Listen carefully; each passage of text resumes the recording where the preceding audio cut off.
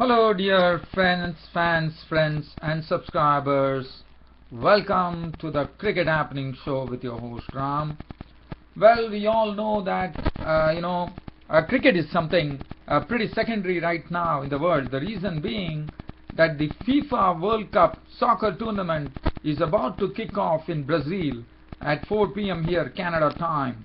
So looking at that, I know the eyes are all focused on cricket. There is no doubt about it, and people would love. And even though I am doing my Cricket Happening Show, I am a great lover of all sports. And well, my first passion, my supreme passion is cricket. There is no doubt about that. But on the other hand, I also love soccer. Anything in World Cup I really love, whether it is World Cup soccer, it's a World Cup, it's a lawn tennis at Wimbledon, French Open, Australian Open, the Grand Slam, whatever the case may be. I love everything. I love every sport. Let me tell you that. But in specifically, cricket is a sort of something which runs in my blood, and cricket is a great passion for me. I exude enthusiasm when it comes to cricket, and cricket is something I really love it.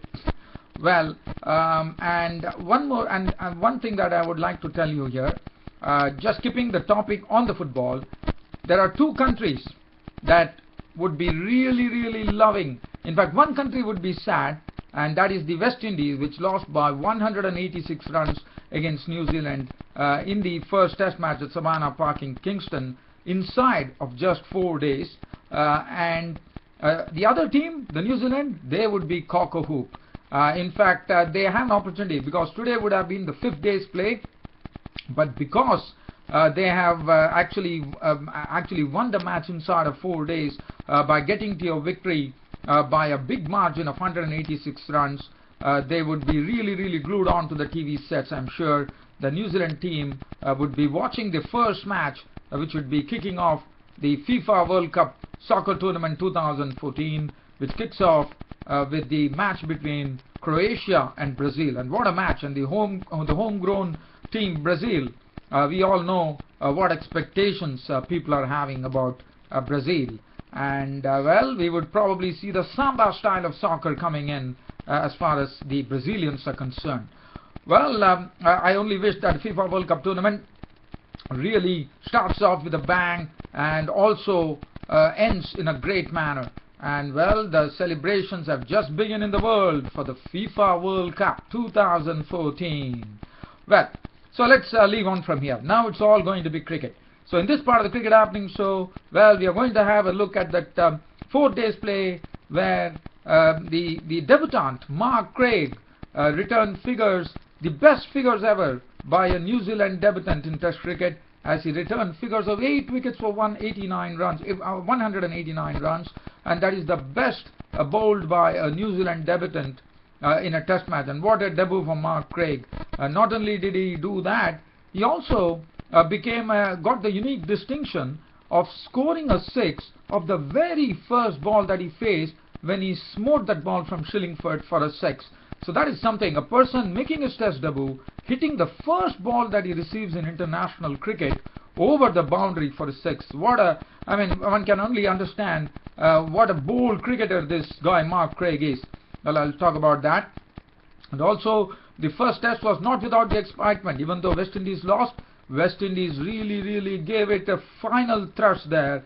And the man who gave the final thrust for them was Shillingford, who went hell for leather by slamming the fastest second fastest Test 50.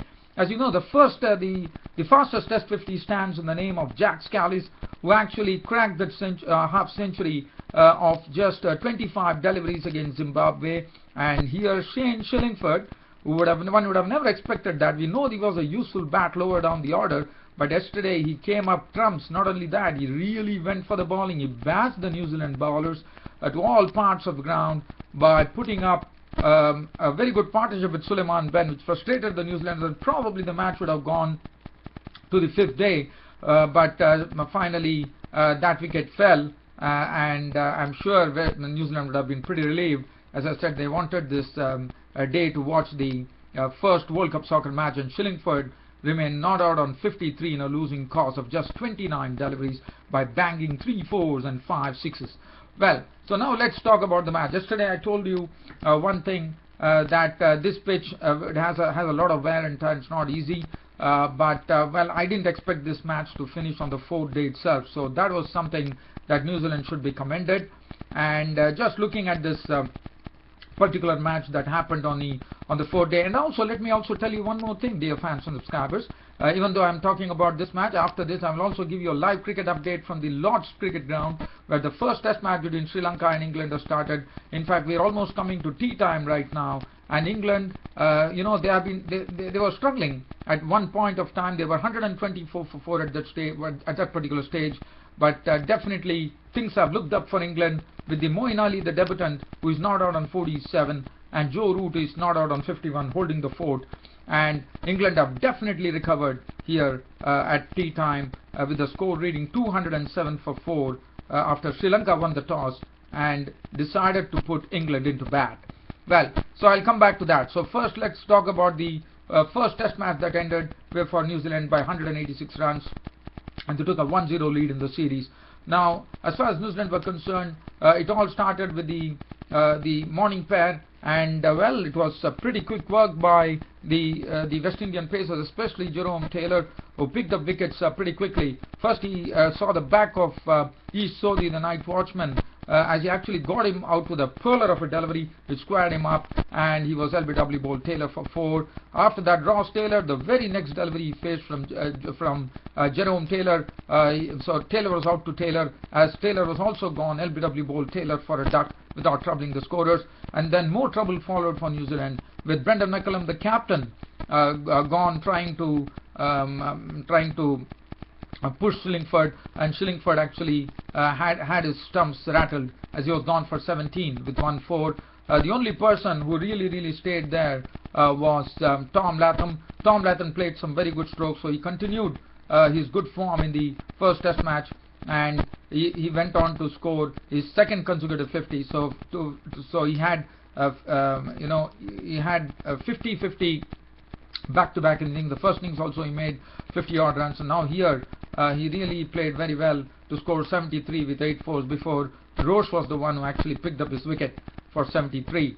After that, there were some chipping in being done. Jimmy Neesham, who was the centurion in the first innings, was out for 20 with 1-6. BJ Watling was there with an unbeaten 22 to his name with 2 fours, and Tim Sawyer was out for 3, and Mark Craig, as I said, not out on 7, courtesy of the very first ball that he faced in international cricket, which went sailing for a 6, and that was some real shot, I would say. And unfortunately, I told you that was Shane Shillingford, but it was Suleiman Ben who was smited over the boundary by Mark Craig.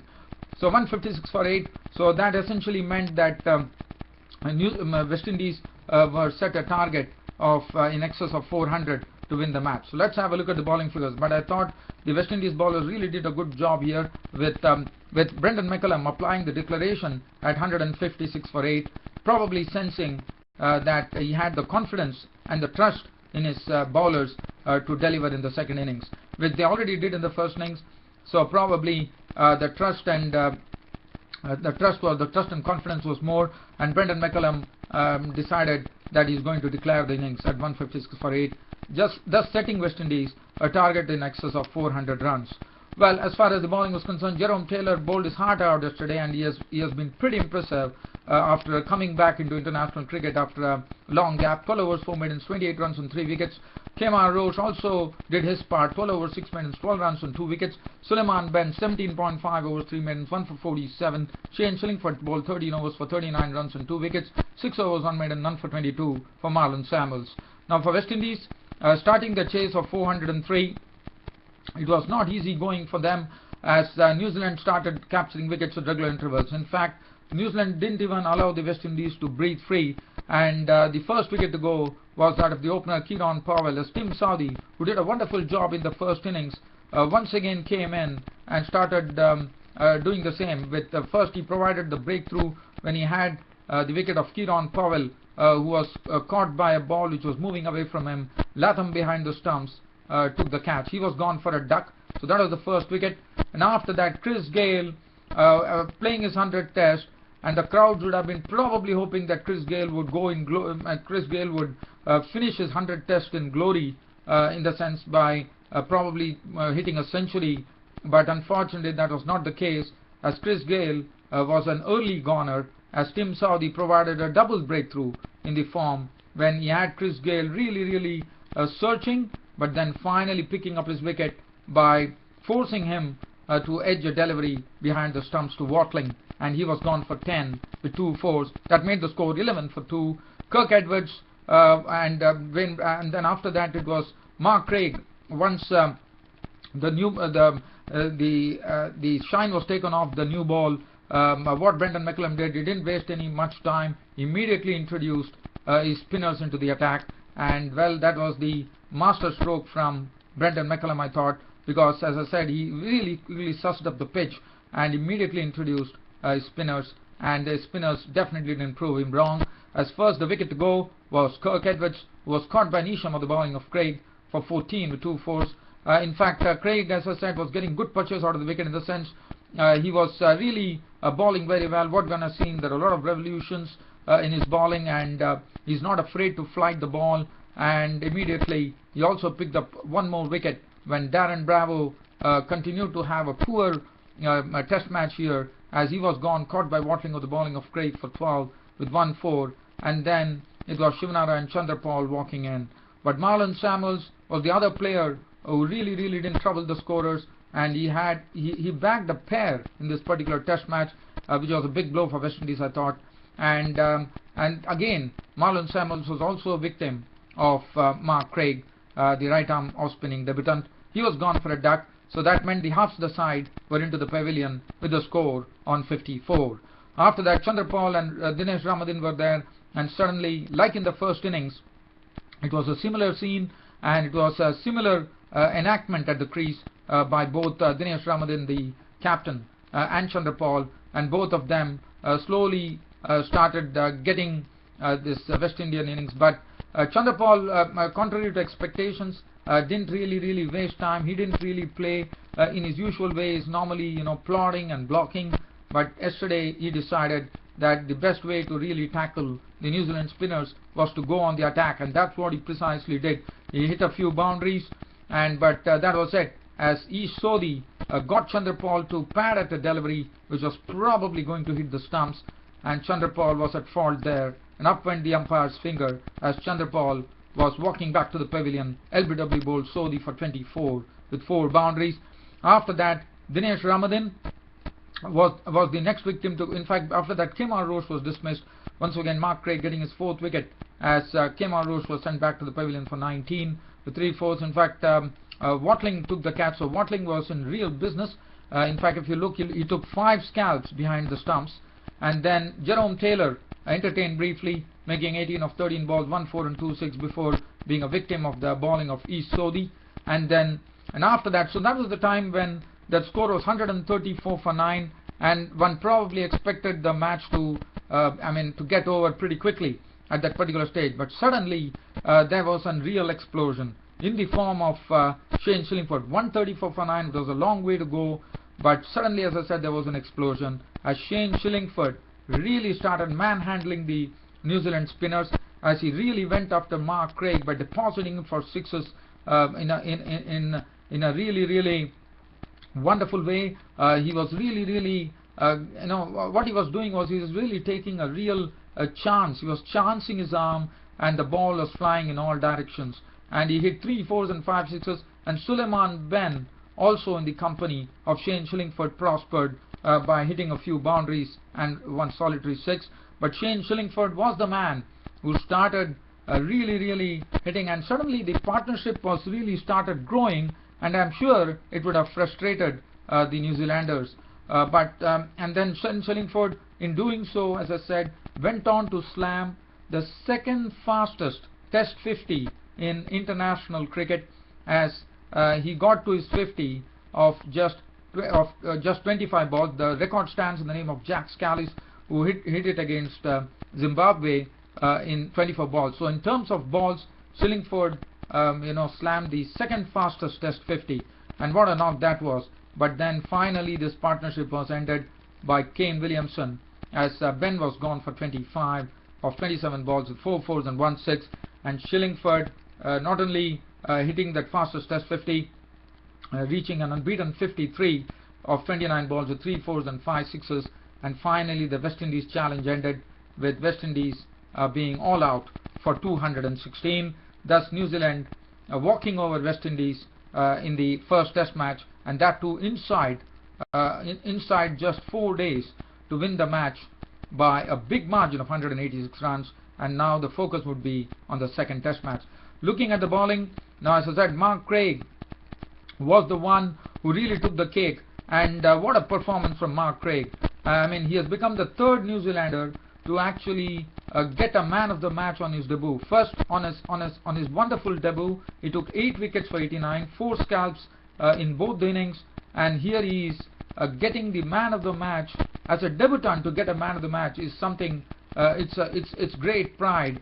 And not only that, it can do wonders to his confidence. His motivation level would be sky high, and why not? What a bowler Mark Craig has turned out. I think Mark Craig is, even in his first Test itself, he has really proved a point.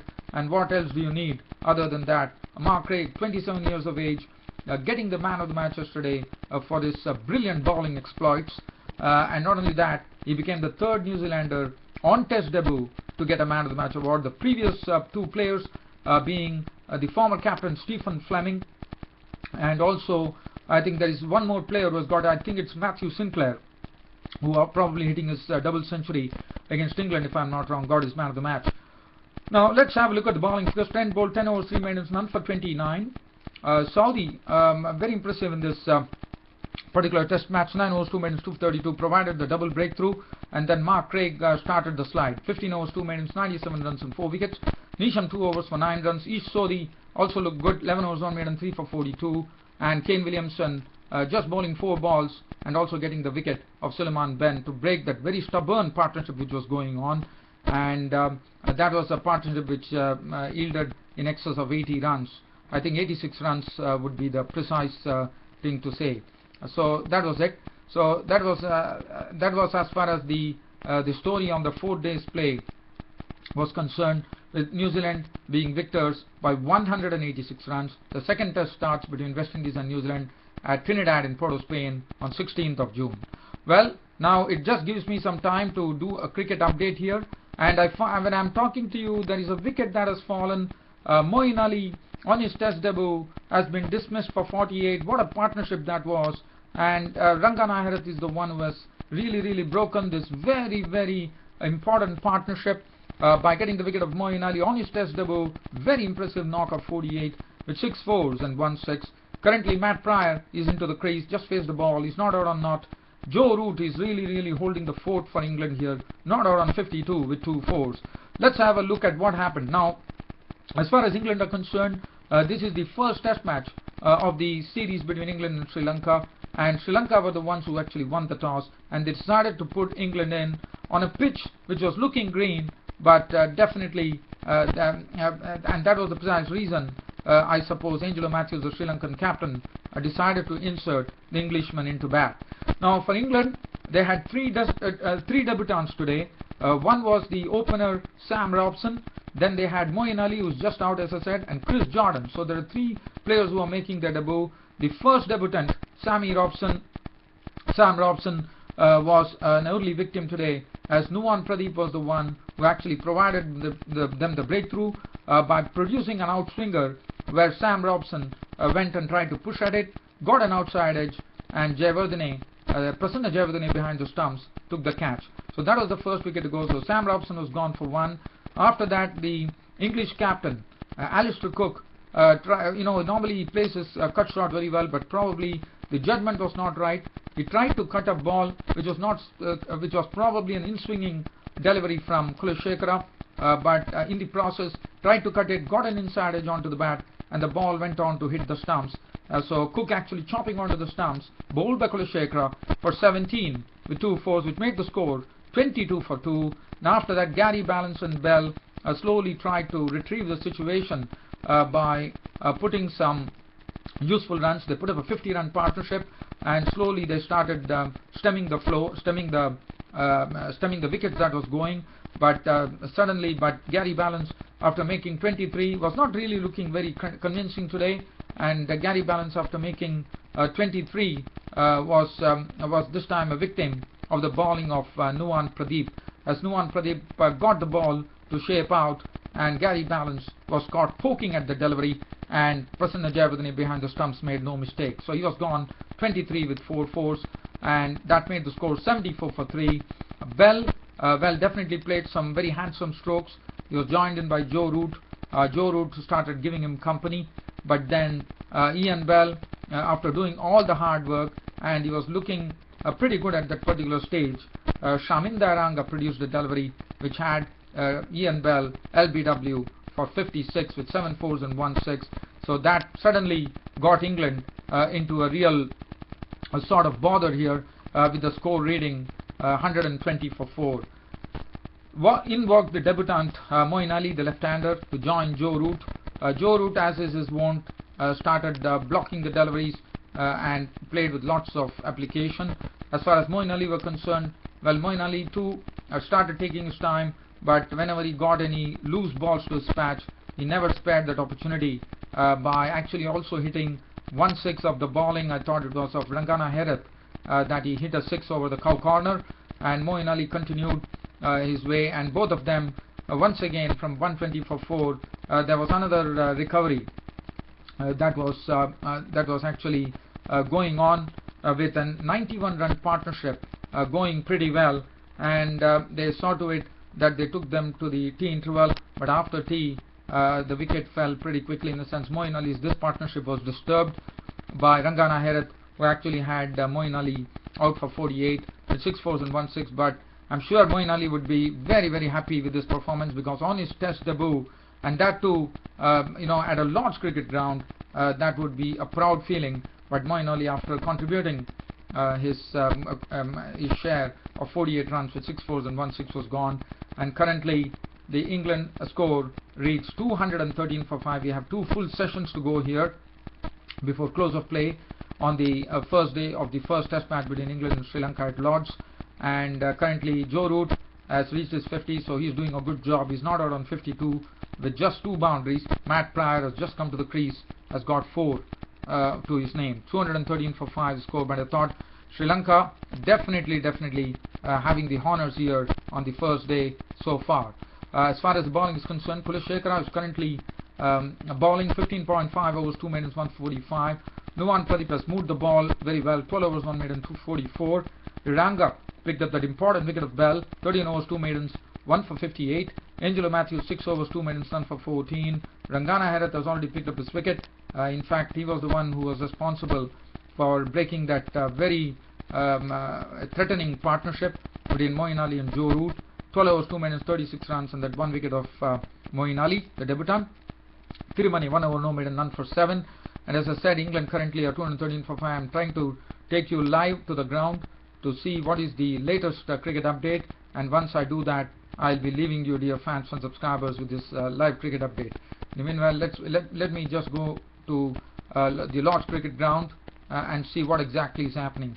Well, the score still staying at it has actually gone on by 4 runs. Actually, there was a boundary scored, so the score has moved on to 217 right now, and that's what I see here. And well, it was Matt Pryor who actually got off the mark. Not got off the mark, in fact, he hit the 4 by actually coming down the wicket and lofting the ball from Rangana Herath over the mid-on region. So Matt Pryor is 8 with 1 boundary. Joe Root 52 not out. And with this live cricket update telling you that England put into bat by Sri Lanka on the first day of the first test match here. We are in the final session. England are 217 for 5. So Sri Lanka definitely really doing a very good job after winning the toss and putting England in today. Well, that concludes my cricket happening show for today. But tomorrow, keep an eye. Tomorrow I'll be talking about this first day's play, the entire first day's play of the first test match. But probably I'll start off from where I left off, or probably I'll give you a brief summary. Well, dear fans and subscribers, on this note, it's time for me to leave this cricket happening show. But once again, dear fans, subscribers, I know FIFA World Cup soccer is something which is very important, but cricket is something which I really love. It's not that I'm definitely going to follow the FIFA World Cup soccer too, no doubt about that. But cricket is my really love, and cricket is my great passion.